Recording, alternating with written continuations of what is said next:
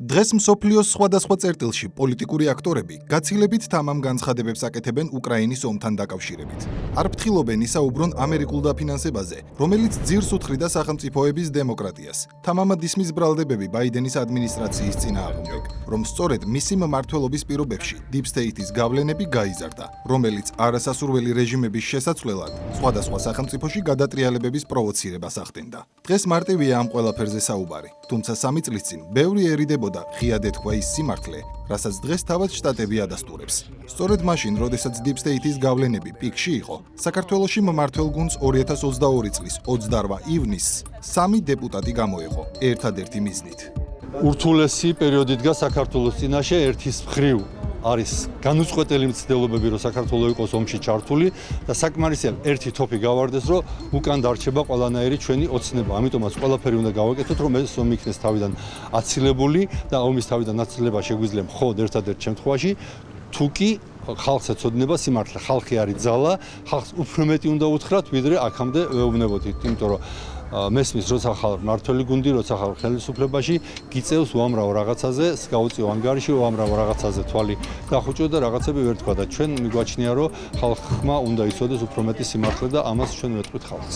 ხელისუფლებას ცხადია მეტი პასუხისმგებლობა მართებდა განცხადებებში, რადგან დღეს უკვე დადასტურებულად ვიცით, რაოდენ გავლენიანი და საშიში ძალა უპირისპირდებოდა საქართველოს. ამიტომაც 3 დეპუტატმა ერთადერთი და უალტერნატივო გადაწყვეტილება მიიღო, რათა მათ ხელთ არსებული ინფორმაცია საზოგადოებისთვის იმგვარად მიეწოდებინა, რომ რისკები მაქსიმალურად დაზღვეული ყოფილიყო და ამ იდეას შემდეგ სხვა დეპუტატებიც შეუერთდნენ.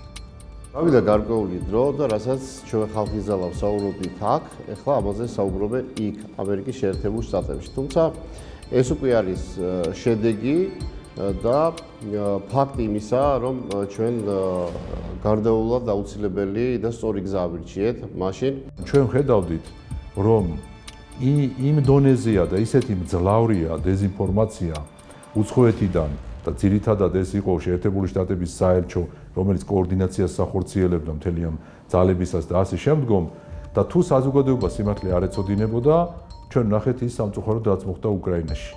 რა თქმა უნდა, ამ საკითხებზე დუმილი უკვე აღარ შეიძლებოდა, იმიტომ რომ ეს უკვე უკავშირდებოდა საქართველოს გადარჩენა, არ გადარჩენის საკითხს და რა თქმა უნდა, ამის შესახებ ხმამაღლა უნდა გველაპარაკ. ამამად შემიძლია თქვა დღევანდელი გადასახედიდან, რომ არა მხოლოდ ქართული პოლიტიკის ნარატივი შევცვალეთ, როდესაც ჩვენ დავიწყეთ.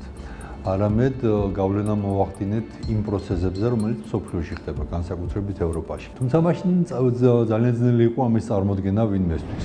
2022 წელს, მაშინ როდესაც მთელ მსოფლიოში გლობალური Deep State-ის გავლენა დომინირებდა, როდესაც ხანაც ღიად და ხანაც ფარულად ახდენდნენ საქართველოზე ზეწოლას, გაეხსნა მეორე ფრონტი, როდესაც 4-ჯერ სცადეს ქვეყანაში რევოლუციის მოწყობა და აგენტოკრატიის ხელისუფლებაში დაბრუნება, ნამდვილად დიდ გამბედაობას მოითხოვდა კულისებში მიმდინარე პროცესების მხილება და ერთგვარ ტაბუდადებულ თემებზე საჯაროდ საუბარი. და მაშინ რთულად წარმოსადგენი იყო, რომ 3 წლის შემდეგ სიმართლეს, რომელიც ხალხის ძალამ გაუმხილა საზოგადოებას, ამერიკის შეერთებული შტატები თავადვე დაამოწმებდა. ეს რა თქმა უნდა საფრთხო იყო, მაგრამ ჩვენ რომ ეს სიმართლე არ გვეთქვა საზოგადოებისათვის, რა თქმა უნდა, ამერიკის სიმართლემდე უბრალოდ საქართველოს ვერ გაუძლებდა ამას. დღეს კი იოტის ოდენა ეჭვის საფუძველსაც არტოვებს არსებული რეალობა, რომ ხიფათისა და რისკების მიუხედავად, ის მხილებათა კასკადი, რაც 2022 წლიდან ხალხის ძალამ წამოიწყო, იყო უალტერნატივო გზა, სიმართლის გზა, რომელსაც ხშირად შეთქმულების თეორიას ან პრორუსულს უწოდებდნენ. ეკითხებით, ვის აქვს ესეთი ძალაუფლება, რომ შეუძლება ჩვენ რაღაცა მოგთხოვოს და დაგვაძალოს. შეხვედით შეთქმულების თეორიაში. კონკრეტულად რა? მერაბ მეტრეველი აქ იმ მართული ლიბერალების კრებსით ისახია, ვინც ხალხის ძალის წერილებს, განცხადებებსა და აქცენტებს შეთქმულების თეორიად მოიხსენიებდა. თუმცა გავიდა 3 წელი და დღეს უკვე დასტურდება. ის, რაც შეთქმულების თეორიად ცხადდებოდა, ერთადერთი ჭეშმარიტება აღმოჩნდა, რაზეც უნგრეთის პრემიერმაც ისაუბრა. So first of all, I think those who love conspiracy theories are ისინი, ვისაც შეთქმულების თეორიები უყვართ, გასაჭირში არიან, რადგან ახალი შეთქმულების თეორიები უნდა მოიფიქრონ, ძველი ყველას სიმართლე აღმოჩნდა. ასე რომ ხაზგასმით შეიძლება ითქვას, ხალხის ძალის უკლებლივ ყველა კრიტიკული განცხადება, რომელსაც ამ წლების განმავლობაში კონსპირაციის თეორიად რაცხავდნენ, ტრამპის ახალმა ადმინისტრაციამ დოკუმენტურად დაასაბუთა, რომ სიმართლე იყო. დღესდღეობით რას ვხედავთ 3 წლის თავზე? ამერიკის შეერთებული შტატებში მოვიდა ის კონსერვატული ძალა დონალდ ტრამპის მეთაურობით, რომელმაც ერთ-ერთში გაიმეორა სწორედ ის ნარატივი, რასაც ჩვენ ამდენი ხნის განმავლობაში ვაჟღერებდით. ჩვენი ხალხის ძალის ეს გამოქვეყნებული წერილები, კომენტარები აღსრულებაში მოიყვანა ამერიკის პრეზიდენტმა დონალდ ტრამპმა თავისი ბრძანებებით, რომელიც აირჩია ამერიკის საზოგადოებამ 2024 წლის 5 ნოემბერს. დავნახოთ, რას წერდა და აცხადებდა ხალხის ძალა 3 წლის წინ და როგორ ჟღერს 3 წლით დაგვიანებული პასუხები შტატებიდან. ჯერ კიდევ მაშინ, როდესაც გლობალური Deep State შეერთებული შტატების ხელისუფლების ყველა შტოს აკონტროლებდა, მის ხელში იყო მძლავრ ფინანსური იარაღად ქცეული USAID, რომლითაც საქართველოში რადიკალიზმს აფინანსებდა, აგენტოკრატიას აძლიერებდა და ომის პროპაგანდას ეწეოდა, ხალხის ძალა პირველი იყო, ვინც ღიად თქვა. თავარი, რითაც საზოგადოება უნდა დაინტერესდეს, არის ის თუ რა მიზნით გამოყოფდა ამერიკის ხელისუფლება საქართველოზე თანხებს და რა ინტერესის საპირწოდედ გვახსენებენ დღეს ასე ხშირად ეგრეთ წოდებულ 6 მილიარდიან დახმარებას. რიტორიკულ შეკითხვას პასუხი შტატებმა 3 წლის შემდეგ ტრამპის ბრძანებულებით გასცა.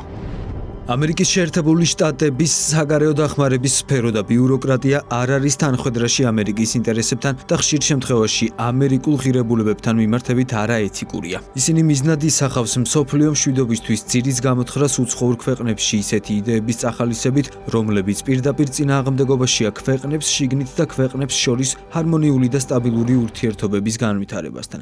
ხალხის ძალა პირველი იყო, ვინც შტატების საელჩო მაშინ სიცრუეში ამხილა, სწორედ საგარეო დახმარებასთან დაკავშირებით. ამერიკელების მიერ გამოქვეყნებული ოფიციალური მონაცემების მიხედვით 30 წლის მანძილზე საქართველოს ამერიკულმა დაფინანსებამ ელჩის მიერ ნათქვამისგან განსხვავებით არა 6 მილიარდ დოლარზე მეტი, არამედ 4.5 მილიარდი შეადგინა, საიდანაც საქართველოში რეალურად მხოლოდ 3.5 მილიარდი გადმოირიცხა. ანუ საგარეო დახმარების გრანტის თითქმის ნახევარი უკან დაბრუნდა. მაშინ დაგვიმალეს, მაგრამ 3 წლის თავზე ტრამპმა განაცხადა. USAID-ის მილიონებს პოლიტიკოსების სისხლს სწოვდნენ. ეს სააგენტო არის ყალბი თაღლითური და სიმართლე გითხრათ იქ თანხებს იპარავდნენ. დაამტკიცებდნენ გრანტებს და იქიდან მილიონებს უკან იღებდნენ. ჯერ კიდევ 3 წლის წინ ხალხის ძალამ პირდაპირ და მოურიდებლად თქვა. საინტერესო იქნება საელჩომ თავისი სტრატეგიული ამოცალის ჭრილში წარუდგინოს ქართულ საზოგადოებას დეტალური ინფორმაცია გამოყოფილი თანხების დანიშნულების შესახებ. დარწმუნებული ვართ, ამგვარი დეტალური ინფორმაცია საზოგადოებამ რომ მიიღოს, მისთვის ნათელი გახდება, რომ დაფინანსების გამოყოფისას ამერიკელებს არა ქველმოქმედებისა და საქართველოს მოსახლეობის კეთილდღეობის ხელშეწყობის მოტივი, არამედ საკუთარი აგენტების გავლენის გაფართოების ინტერესი ამოძრავებთ. ის რომ ხალხის ძალა მაშინ ბევრისთვის მოულოდნელ, ზოგიერთისთვის გასაკვირ და აგენტოკრატიისთვის მიუღებელ სიმართლეს ასაჯაროებდა, 3 წლის თავზე შტატების ახალმა სახელმწიფო მდივანმა დაადასტურა. ერთ-ერთი ყველაზე გავრცელებული პრეტენზია, თუ საელჩოებში მიხვალთ მთელ მსოფლიოში სახელმწიფო დეპარტამენტის ოფიციალური პირებისგან და ელჩებისგან არის ის, რომ USAID არ არის მხოლოდ თანამშრომლობისკენ მიდრეკილი, არამედ ისინი ძირს უთხრიან იმ საქმეს, რასაც ჩვენ ვაკეთებთ იმ ქვეყანაში, რაც აღაშფოთებს მასპინძელ მთავრობას, ვისთვისაც ჩვენ ვცდილობთ მუშაობას უფრო ფართო მასშტაბით. არადა წლების წინ სწორედ USAID-ის კრიტიკის გამო გამოაცხადა ოპოზიციურმა მედიამ ხალხის ძალა ანტიდასავლურად. ანტიდასავლური რიტორიკით ცნობილი მოძრაობა ხალხის ძალა კი ამჯერად USAID-ის კანონის უზენაესობის პროექტის პროლოგის წინააღმდეგ გამოდის. კელი დეგნანის თქმით, ბრალდებები, რაც მათ შეერთებულ შტატებს წაუყენეს, არის უგუნური შეთქმულების თეორიები, რომლებსაც არანაირი საფუძველი არ გააჩნიათ. შემიძლია ვთქვა, ბრალდებები, რომელსაც ისინი ხშირად აკეთებენ ამერიკის შეერთებული შტატების წინააღმდეგ და სხვების წინააღმდეგ, გაუაზრებელი და კონსპირაციულია. თუმცა გავიდა რამდენიმე წელი. ტრამპის ადმინისტრაციის დროს ცნობილი გახდა USAID-ის პროგრამებისა და გაცემული გრანტების შესახებ.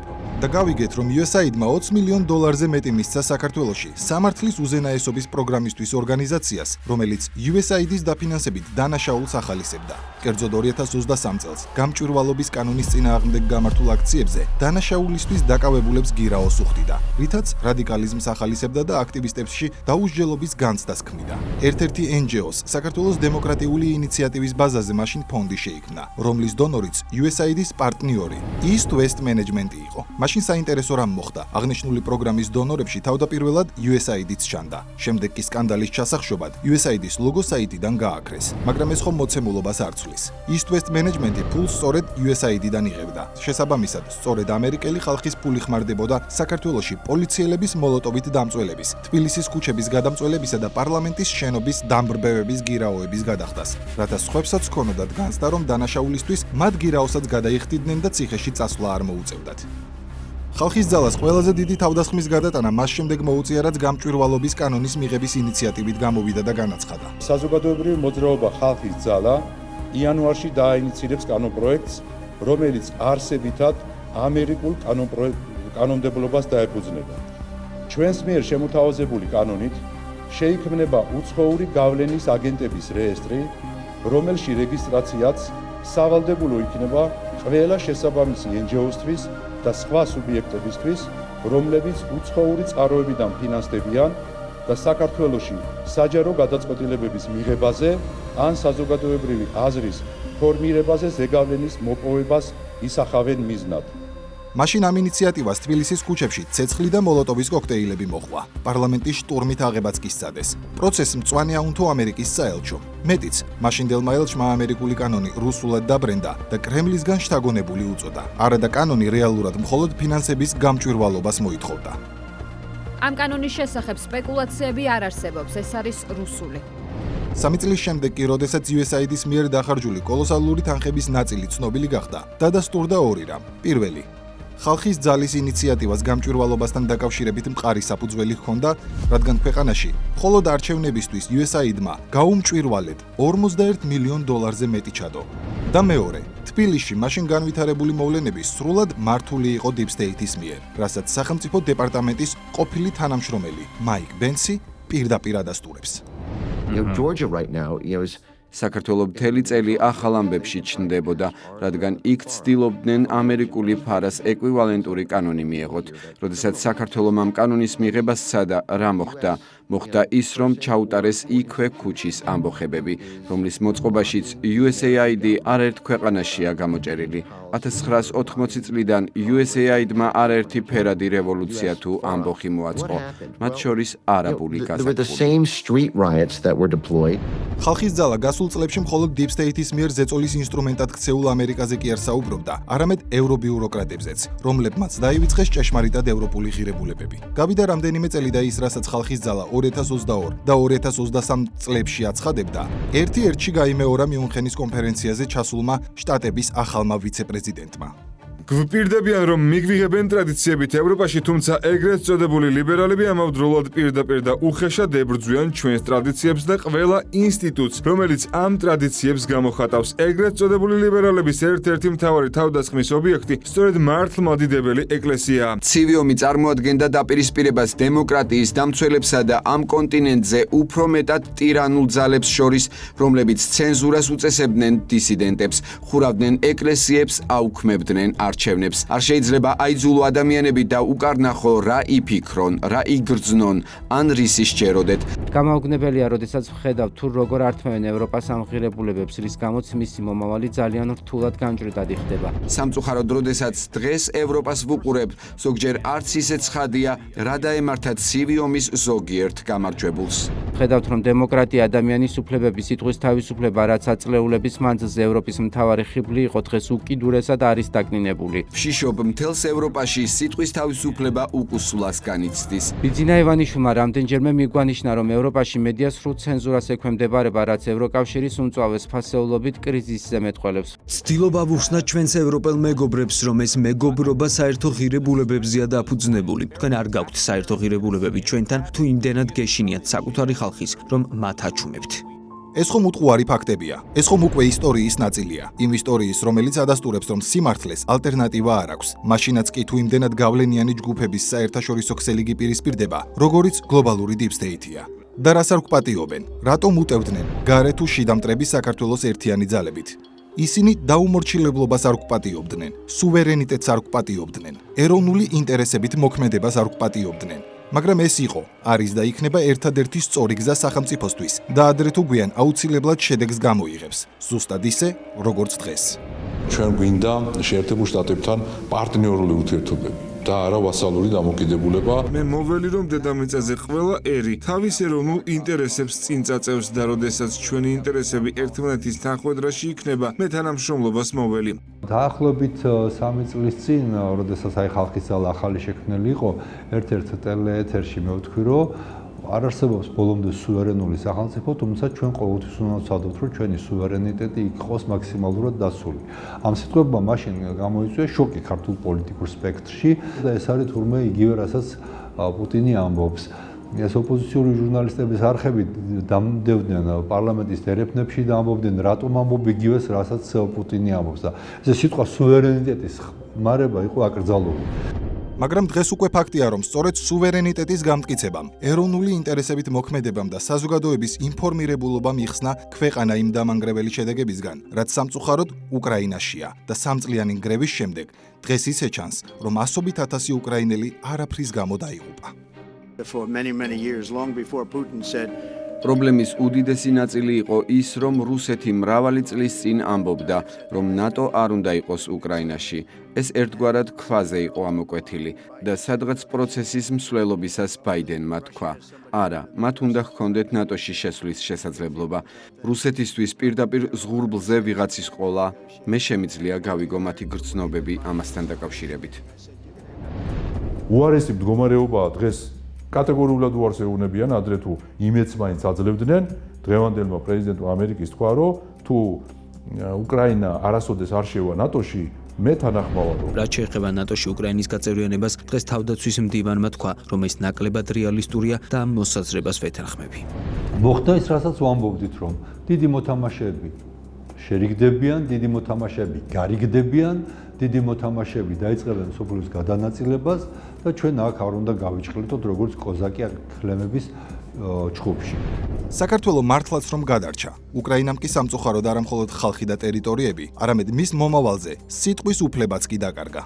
ბაიდენი არასდროს ცდილობდა ამას, ევროპამაც ვერ მოიტანა მშვიდობა. ახლა ზელენსკი იმედგაცრუებულია, რომ მოლაპარაკებაზე არ მიუწვევიათ, მაგრამ ამ 3 წლის განმავლობაში მას არ ქონია შეხვედრები და სატელეფონო საუბარიც კი, რომ ეს ომი შეეჩერებინა. ეს საშინელებაა, მე მიყვარს უკრაინა, მაგრამ ზელენსკიმ საშინლად იმუშავა.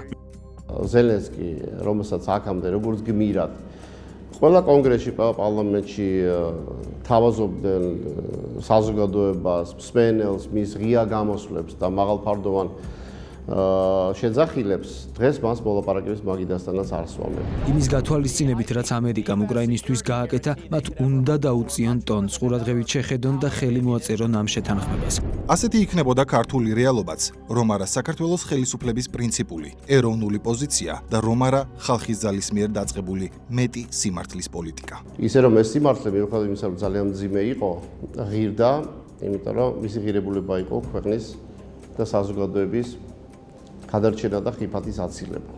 საზოგადოება თითქოს ელოდებოდა, რომ ვინმე ამას იტყოდა და აი მართლა რამდენიმე კვირაში მთელი საზოგადოება დარწმუნდა, რომ ეს არის ის სიმართლე, რომელიც მათ უნდა სცოდნოდათ.